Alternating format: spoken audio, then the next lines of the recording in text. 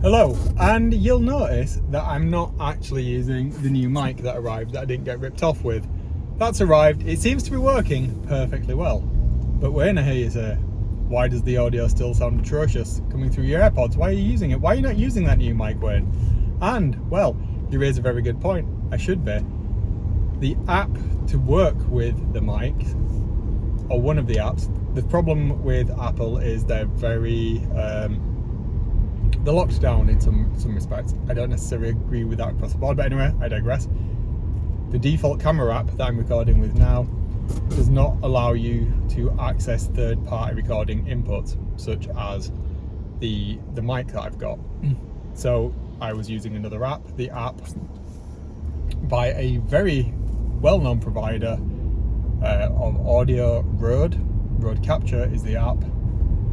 Was working fine yesterday. I've installed, uninstalled, reinstalled it, and every time I start it, it starts automatically recording and then stops again after a second, which is very annoying because I can't do anything about it, which means I can't use the app right now and I don't have time to diagnose what the issue is. As I say, I uninstalled the app, reinstalled it, still the same behaviour. I'll try rebooting my phone in a little while and trying that. So yeah, for today, at least, you're stuck with me on the AirPods, which should be alright. Technically, these are AirPod Pros, second generation, so the noise cancelling should be pretty good and decent, but it's not to the quality of the mic that I would be using otherwise. But anyway, I didn't actually buy the mic to work with my phone. It does. I actually bought it for a wireless solution for my Rodecaster for when I'm wandering around my studio upstairs with all of the nice new cameras that I've got now. Anyway, yeah. So that's why I'm back on this mic. It's Thursday evening. I'm heading off to play Warhammer right now. Actually, I'm lying. Tonight I'm heading off to record an episode of Warhammer and Wings, where we are going to talk about Warhammer for the next 4 hours whilst recording it and eating hot wings because, yeah, I basically live for Thursday evenings at the moment. Now, I'm going to talk about work a little bit. Not all of the stuff that's been going in the background. I got a new placement student recently. Shouldn't be my placement student, it should be passed on to one of the members of my team and they were supposed to be dealing with it all, but I'm not anyway. He's a really nice kid. My last year's placement student sent me an email thanking me, or actually wrote me a letter thanking me, saying how much they'd enjoyed placement, how much they'd learned and such, and I thought that was really nice. And then it's the third or fourth week of this new lad coming in and the experience for him wasn't fantastic in the first instance. I wasn't anything to do with the interviewing this year. I'd kind of stepped back from all of that. Thought my time in teaching students was pretty much done. Anyway, I've spent like the last week with him kind of going through everything, kind of trying to give him a grounding of where I felt he was lacking in some areas, and try and bring him on in the areas where he has interests and such. And he said to another colleague this morning how much he'd enjoyed being taught by me and how my teaching style really was, like, for him, perfect. It resonated with him. How, you won't believe this, how calm and how I deliver complex ideas and theory in a very accessible manner, and how I related it to his interests so that it was better set, more widely retained. And I thought that was really, really good, to be honest. I'm genuinely proud of that. Recently I had my formal review, as we do every year, and again I had some really good feedback from my manager. A couple of points for me to work on where I didn't think I had a problem, but since I've done some 360 feedback with another colleague who also gave me some very, very good feedback, to the point where I'm feeling like a little bit, wow, okay. And the feedback was around how I interact with senior leadership or more senior leadership than myself up in like the highest echelons of the institution, and how I kind of shy away from that, and that I should speak more freely and openly with the tone and inflection that I have when I'm lecturing or teaching. So that was really good feedback. I felt like if anything, I say too much in those meetings, but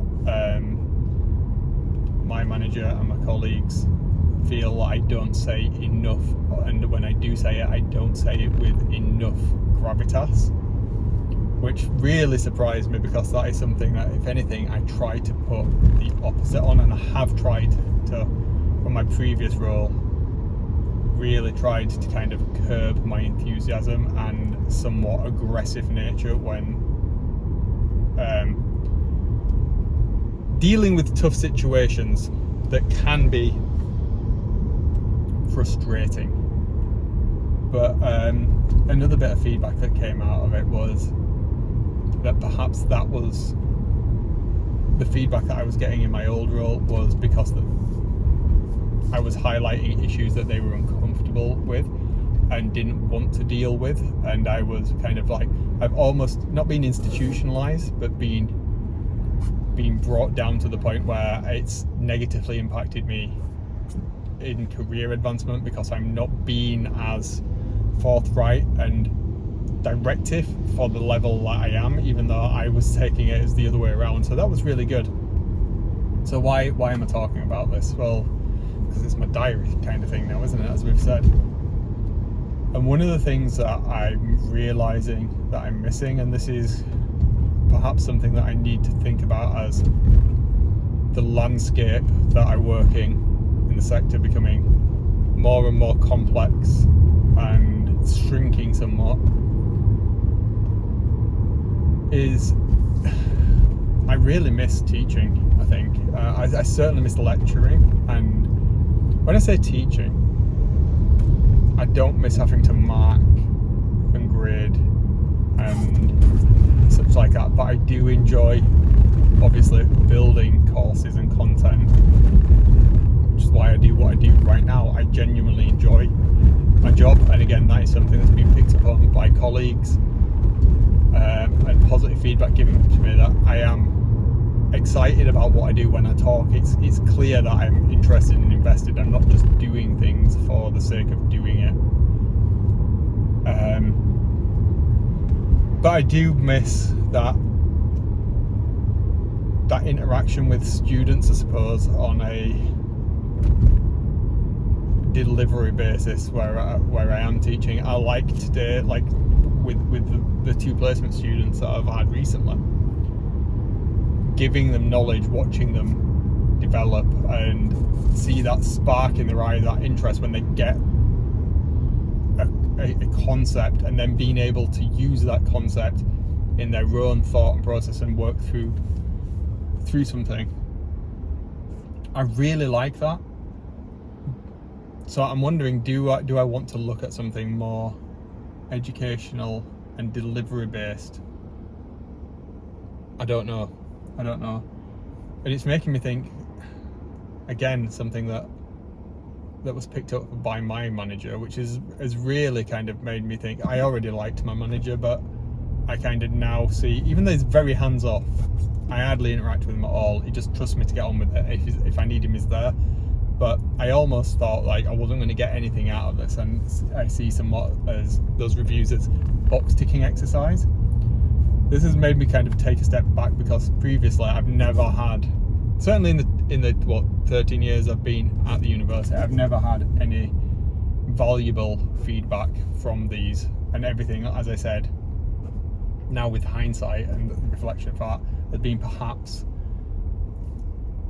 detrimental to me. So that's kind of left that. But what he said was that he'd like to see me pursue more research side of things, which would be, again, going back into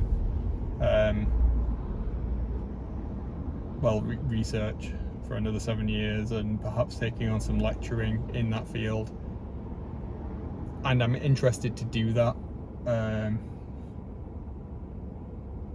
Yeah, supervising, perhaps.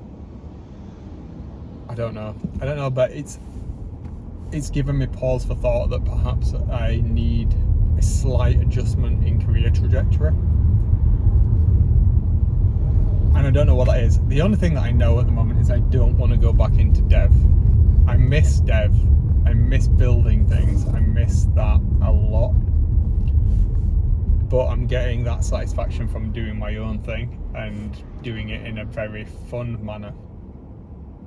Whereas I think this seemingly I have also a natural inclination towards enjoying, and that's the thing for me. It's like finding something that I can do that's going to give me enough money to live on, to support my family, and yet make sure I'm getting what I need in terms of like mental stimulation and reward. Because it's not just the monetary stimulation, is it? It's having a reason to do that. So yeah, that's it. This has gone on a little bit longer and a little bit reflectory. Yeah, kind of figuring it out. Verbalizing it sometimes helps. I don't know how much life is left in HE in its current iteration. Certainly inside of the UK, I don't know. Is it going to be long enough to see out my career? Certainly there's going to be no way that I'm fiscally able to retire at 55, which would be the ideal. But I don't feel, if that's the case, I'm in my 20-year job where I'm going to see it through to retirement. I think the perception is that I will go into, or my perception at least, is that I will go into like senior strategic management at some point, and that's the way that I'm kind of moving with what my current role is progressing into. But I don't know if that's what I want longer term. I quite like the idea of going back and researching more again. I'd like to be just stuck in an office somewhere, left in a corner of a university to explore, experiment, and find new things that will help people do stuff. I know that is very vague and very fluffy and not very weird, is it? But I don't know where my interests lie at the moment. Data transformation, still one. Pedagogy, perhaps, is another, looking at it through this lens. Smart content is the thing that I keep coming back to. Obviously, my background in the data aspect, grey data and utilization of that, modification of like presentation, like content. I would like to extend on what I've already got a body of work on, and I've not had a chance to explore that further for a number of years now, to a point where I feel like I've been publishing on it. I think I've now got stuff that I could contribute back into the field that hasn't currently been explored. I think there's that, and I think there is value there commercially, but I don't know. So yeah, I'm going to leave it there and just start thinking about Warhammer again for a bit. But if anybody watching this has any thoughts on that knows me, or even that doesn't know me, and has any insight, I'd be really interested, because I'm struggling to have any support around me for this one. Like I say, this is all kind of come about somewhat organically, and it's not the conversation that I certainly expected to be having with myself, let alone with my manager. I didn't think it would be going that direction, but it's great to get the feedback from him and from the students, and it's just made me realise that perhaps that drive to get more money, more figures, like that 6-7 figure salary kind of crap that we all are taught to aspire to as a metric for success, might not necessarily be the case for me. mean, obviously, ideally, I just want to make Warhammer content and just like do that, but yeah, that's not the case. And this is, joking aside, anybody that knows me, no, that's not actually true. People that know me professionally, my friends don't tend to operate in the same sphere of this, know where my research interests lie, and that's where I do enjoy my work life to intersect with that, and that's what I think I want. So yeah, there we go. Right, 15 minutes. I've talked a lot. That's way too much. I'm gonna go. Have a good evening. I'll see y'all tomorrow. Hopefully with better audio next time I'm doing one of these in the car, which almost certainly won't be tomorrow. That should be at home in the studio, but who knows? But perhaps we'll try with the wireless mic in the studio. Let's go for that as a goal. Right, there we are. Have a good evening. I'll see y'all tomorrow. Have a good one. See ya.